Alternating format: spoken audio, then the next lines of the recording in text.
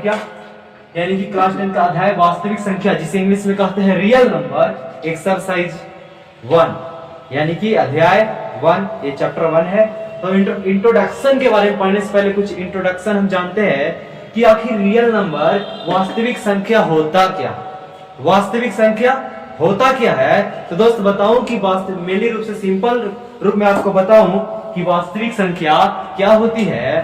तो rational number, जिसमें rational number और इरेशनल नंबर, परिमेय संख्या और अपरिमेय संख्या दोनों आते हैं, उसे हम क्या बोलते हैं, वास्तविक संख्या बोलते हैं। क्या बोलते हैं, वैसा संख्या जिसमें परिमेय संख्या और अपरिमेय संख्या यानी कि रेशनल नंबर और इरेशनल नंबर दोनों आते हैं, तो उसे हम वास्तविक संख्या कहते हैं। समझ में आया दोस्त। जैसे वास्तविक संख्या यहाँ पर है रियल नंबर, जैसे रियल नंबर वास्तविक संख्या पॉजिटिव भी होता है, जो परिमेय संख्या जो होता है रेशनल पॉजिटिव भी होता है और नेगेटिव भी होता है। तो जैसे देखिए हमारा परिमेय संख्या 1, -1, -2, -3, 0, 1, 2, 3 और अपरिमेय संख्या बोले तो 1/2, 1/2, 2/1, 1/√3, ये तो परिमेय संख्या है। ठीक है, अपरिमेय संख्या 1/√3 हो गया, √3 हो गया, √5 हो गया, ये सब हमारा क्या हो गया, पाई हो गया, ये सब अपरिमेय संख्या। तो मतलब बोल सकता है कि वास्तविक संख्या में वैसा संख्या जिसमें वास्तविक संख्या किसे बोले, तो वैसा संख्या जिसमें परिमेय संख्या तथा अपरिमेय संख्या दोनों आते हैं, उसे हम वास्तविक संख्या बोलते हैं। इसका डिफिनीशन बस इतना भी याद करो, बाद में कैसे कैसे यूटिलाइज करेंगे हम बता दें। ठीक है, चलो दूसरा हम देखते हैं, बेसिक रूल है भाई, इसको मजाक में मत लेना, तो बहुत बड़ा लोग कंफ्यूज हो जाता है, समझना। ठीक है, देखो इधर पूर्ण संख्या, क्या पूर्ण संख्या, बोल नंबर क्या किसे कहते हैं, बोल नंबर। अरे कहेगा जो पढ़ रहा कुछ तेज लड़कन भी रहता है, कहेगा बोल नंबर, ये तो हम जानी थी। अच्छा पूछ देगा कोई तो कहे कुछ समझ में नहीं आ रहा है, इसलिए ध्यान से देखो इधर। पूर्ण संख्या बोल नंबर किसे कहेंगे, तो वैसा संख्या जो 0 से स्टार्ट होता है, उसे हम, और अनंत तक जाता है तो उसे हम पूर्ण संख्या बोलते हैं। जैसे 0, 1, 2, 3, 4, 5, 6, 7, 8, 9, 10, 11, 12, कहां तक, अनंत तक।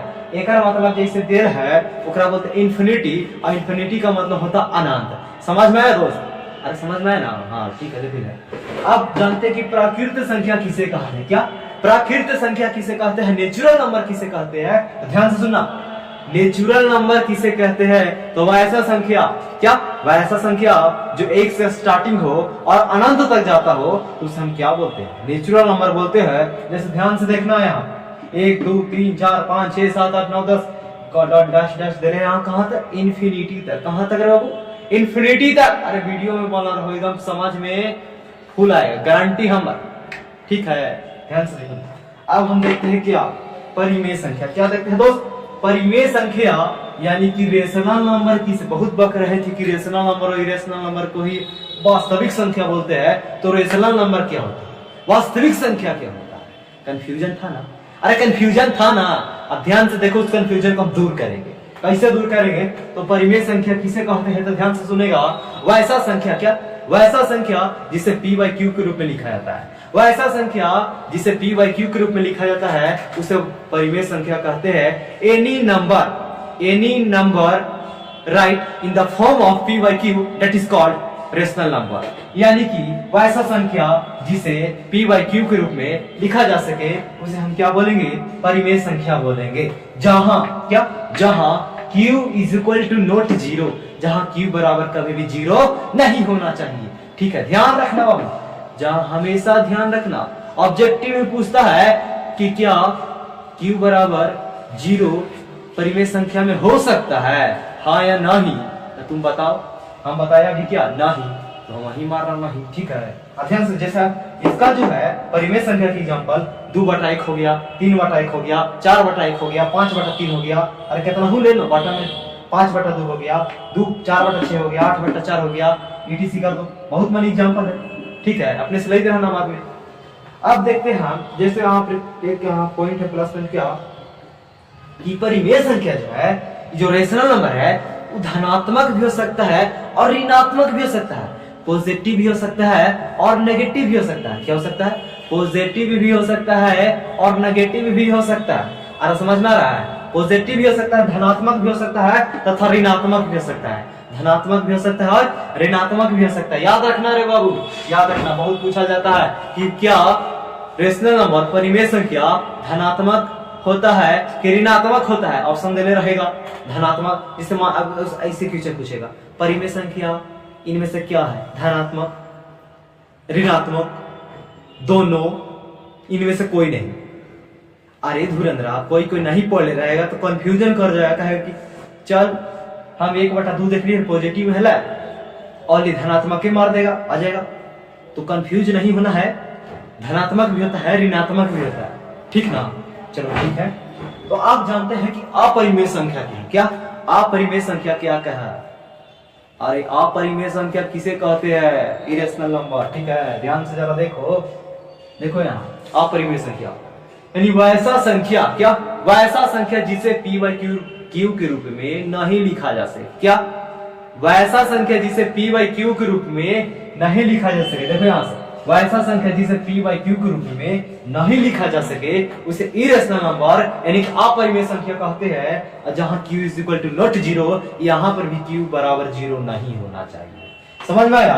अब जैसे देखो यहाँ पर एग्जाम्पल क्या है इसका, √3 हो गया, √5 हो गया, √7 हो गया, √11 हो गया, √13, यानी रूट में क्वेश्चन इसका रहेगा। और रूट में भी जानता है दोस्त, यानी कि इसका होता है परिमेय संख्या में एक होता है टर्मिनेटिंग, एक होता है नॉन टर्मिनेटिंग, यानी वो काटे वाला होता है, एक ना काटे वाला होता है। अरे समझ में आवी थोड़े बाबू, अब ध्यान से देखो। एक होता है इस अपरिमेय संख्या का एग्जांपल है पाई। क्या पाई, पाई पूछ देगा कि इनमें पाई इनमें से क्या है, परिमेय संख्या की अपरिमेय संख्या। हर साल पूछता है कि पाई क्या है। तो बाबू याद रखना कि पाई जो है अपरिमेय संख्या क्या है, अपरिमेय संख्या है। और पाई का जो वैल्यू होता है 22/7 होता है। कितना होता है, 22/7 होता है। देखो यहाँ पर, और 22/7 में से भागा दे देते हैं तो 3.14 और समथिंग समथिंग यहाँ पर आता है, ठीक है। अरे कितना तक की जाए 3.14, और हमेशा क्वेश्चन में अगर पाई दे दिया जाए तो हम उसे 22/7 मान करके उसको हम हल करते हैं। यदि किताब में लिख दिया जाए कि पाई बराबर 3/14 को मान लेकर ही बनाया जाए, तब यूज करते हैं हम लोग 3/14 को, नहीं तो 22/7 को एनी टाइम यूज करते हैं। और समझ में आवी थोड़े भाई। चलो ठीक है, इतना नोट डाउन करो। उसके बाद हम समझा रहे हैं कि जो है चैप्टर वास्तविक संख्या, इसको बनाने के लिए कौन सा रूल अपनाएंगे कि चैप्टर एक्सरसाइज 1.1 बन जाएगा। पहले इतना उतारो, क्या करो, उतारो। अरे हिनिया भी उतारो, ठीक है। तो नोट कर लिया हो, चलो मिटा देते हैं।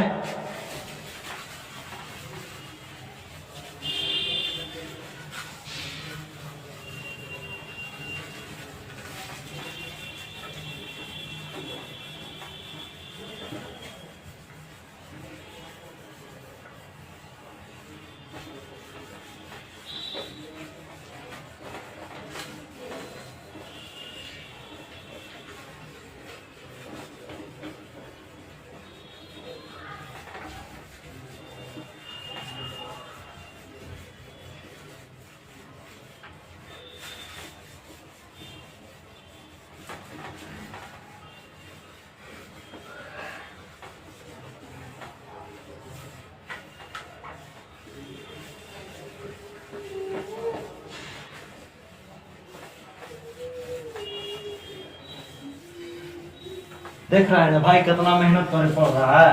देखो डस्टर चोरी हो गया है, कहानी खोलने के भाग गया है दूसरा प्लास्टिक से फाड़ के यहाँ पर मिटा रहे हैं। देखो इतना मेहनत कर रहे भाई, और चैनल अभी तक सब्सक्राइब नहीं किया है यार, अजब आदमी है तुम लोग यार।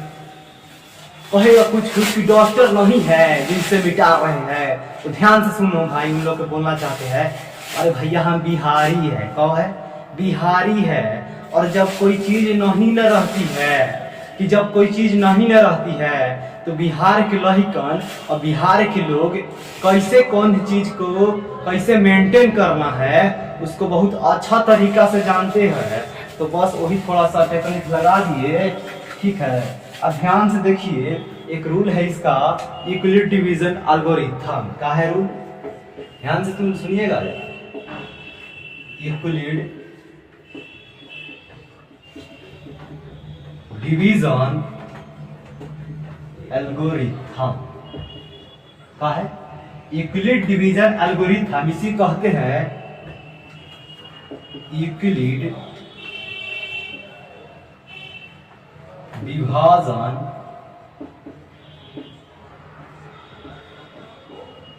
प्रमेयिका। क्या कहते हैं? यूक्लिड विभाजन प्रमेयिका। ये रूल है बाबू, का है बाबू? ये रूल है, का है? ध्यान से सुनना जरा। यूक्लिड विभाजन प्रमेयिका, यूक्लिड डिवीजन एल्गोरिथम का, यूक्लिड डिवीजन एल्गोरिथम, ठीक है। ध्यान से सुनो। तो इसका एक फार्मूला होता है, क्या होता है? एक फार्मूला होता है, और फार्मूला का होता है, ध्यान से जरा सुनेगा। देखो ध्यान से, पहले है ये होता है भाग, ठीक है, ध्यान सुनेगा। तो डिविडेंड, इसको क्या बोलते हैं? डिविडेंड, इसको क्या बोलते हैं?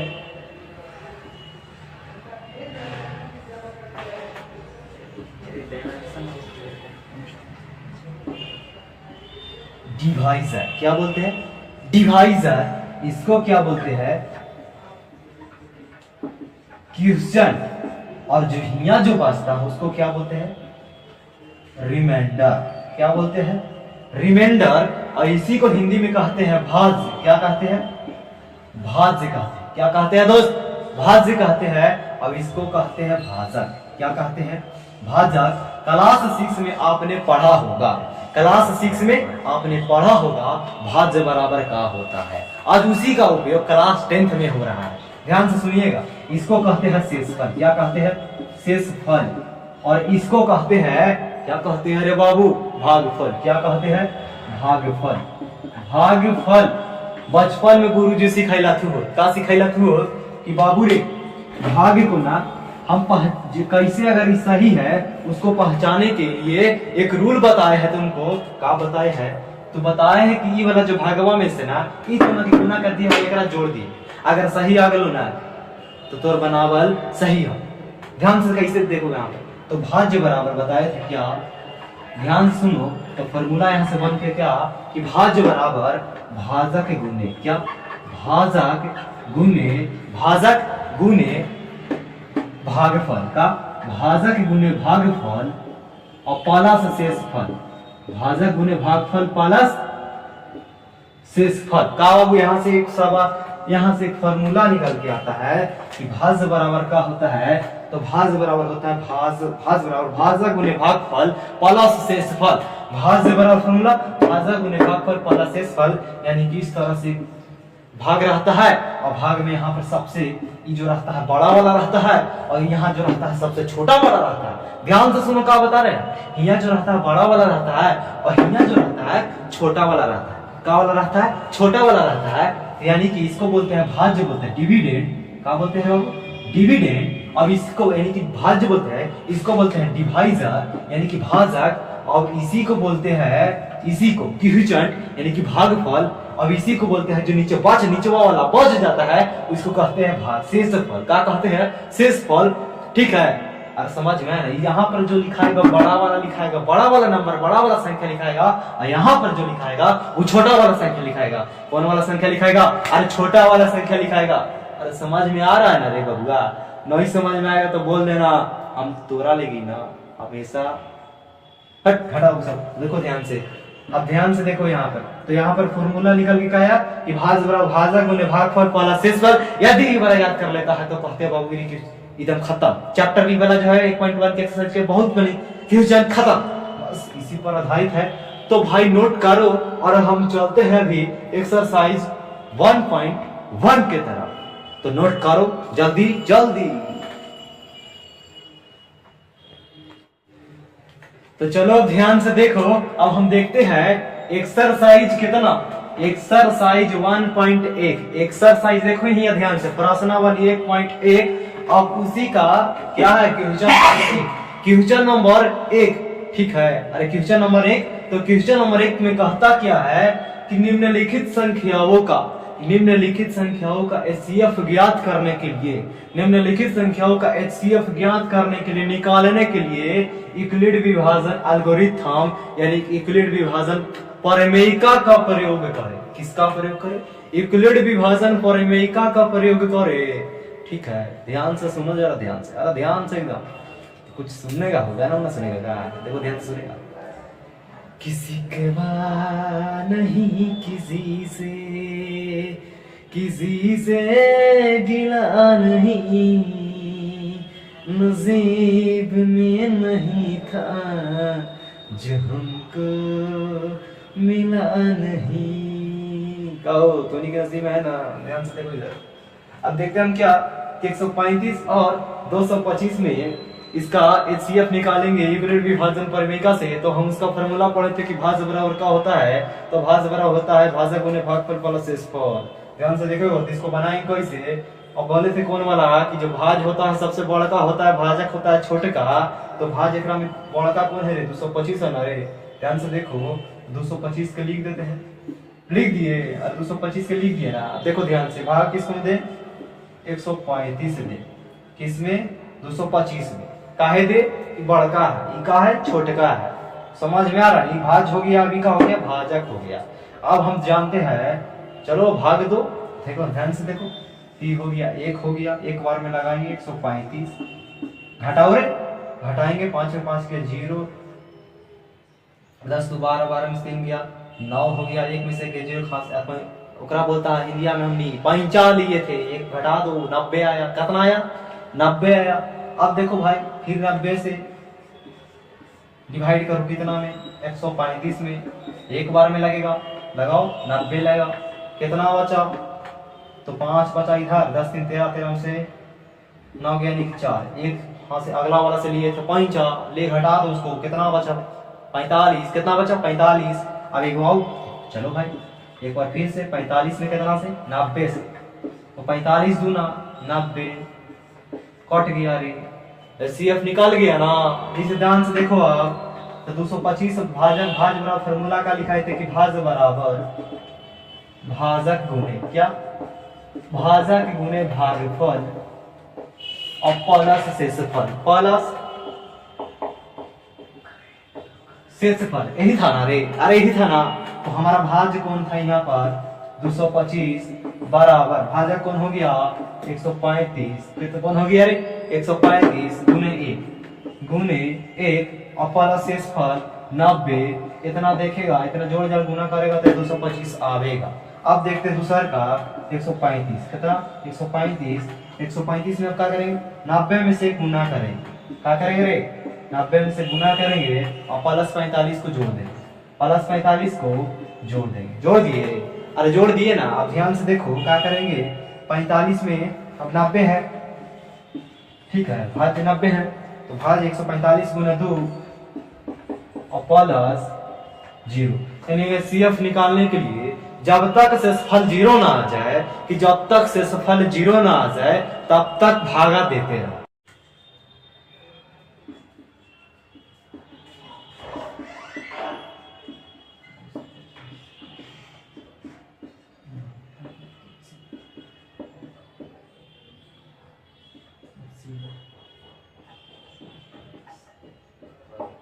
ध्यान से देखिएगा, यानी कि क्या बोले हम? 135, क्वेश्चन नंबर कितना? 135 है ना रे? ध्यान से, हाँ 135 और 225 का क्या? 135 और 225 का जो एचसीएफ है, जो महत्तम समवर्तक है, कितना आया? 45 आया। कितना आया दोस्त? 45 आया। अरे समझ में आया ना? 45 आया। इसको नोट डाउन करो, नेक्स्ट क्वेश्चन हम देखते हैं, जल्दी करो, ध्यान से देखेगा। अब दूसरा नंबर क्वेश्चन कहता है क्या? एक का ही दूसरा नंबर कहता है कि 196 क्या? 196 और 38,220 का एचसीएफ का होगा। 38,220 का एचसीएफ का होगा। तो ध्यान से देखेगा दोस्त, का होगा से हम देखते हैं, इसको भी हल करेंगे। सोल्यूशन पूछो, लिखो, हल लिखते हैं, ठीक है। अब हल लिखने के बाद क्या करेंगे? 38,220 लिख दिए। अरे 38,220 लिख देना, उसको डिवाइड कर देते हैं। क्या कर देते हैं? डिवाइड कर देते हैं। कितना में डिवाइड कर रहे हो? नहीं नजर आ रहा है, तो कोई बात नजर आएगी। कितना से 196 से डिवाइड करेंगे, कितना से डिवाइड करेंगे 196 से डिवाइड करेंगे तो 196 गुना कितना हो जाएगा, ये हो जाएगा सीधे पार कर जाएगा, ठीक ना। इसीलिए एक बार में लगाते हैं, एक बार में लगाते हैं 196, तो हमारा कितना हो जाएगा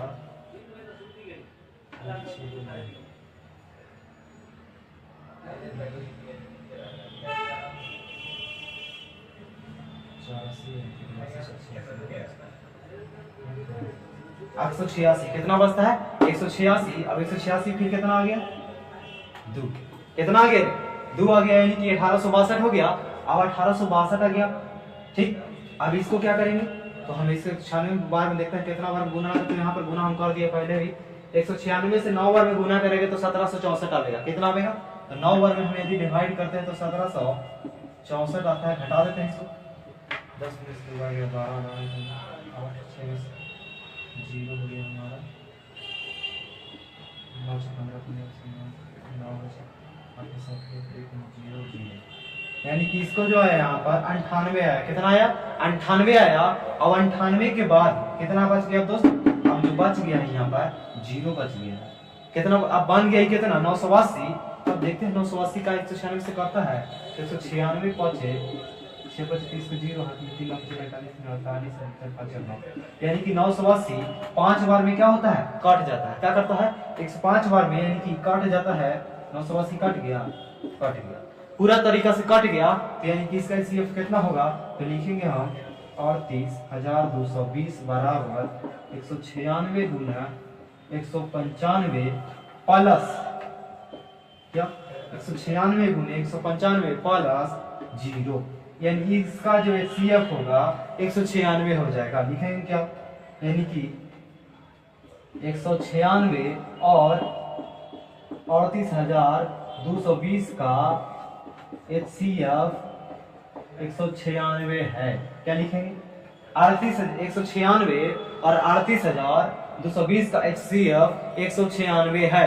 अरे समझ में है ना भाई, अरे समझ में है ना, ध्यान से जरा देखना, यहाँ पे लिख लिया हम 196 और 38220 का HCF कितना हो गया 196, ठीक है।